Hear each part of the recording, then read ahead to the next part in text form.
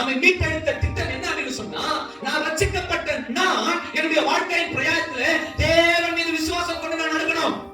ஆமென், அல்லேலூயா.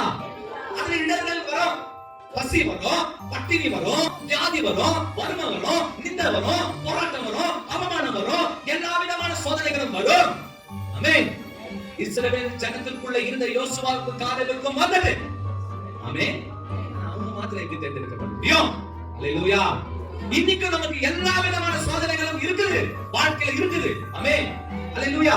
இருந்தாலும் கூட தேவனாகிய கர்த்தர் ஆண்டவராகிய இயேசு கிறிஸ்து என்னை மீட்டெடுத்திருக்கிறார் என்று சொன்னா நான் நல்ல ஒரு பிரயாணத்தை பிரயாணிக்கணும். ஆமென். கரங்களை தட்டி ஆண்டவருக்கு நன்றி சொல்லுங்களேன். யோர்தான் பிசாசு கத்திக்கிற சிங்கத்தை போல நம்மள வகை தேடி சுற்றி திரிந்து விழுங்கலாம் நினைச்சிச்சு. ஆனால் ஆண்டவர் விடவே இல்லையே. இது என் பிள்ளை, இது என் மகள், என்னுடைய பிள்ளைகளை விட அப்படின்னு சொல்லி தன்னுடைய ஜீவனையே கொடுத்து கையை அகலமா விரித்து நம்ம எல்லாம் சேர்த்து அனுப்பிச்சுக்கிறாரு.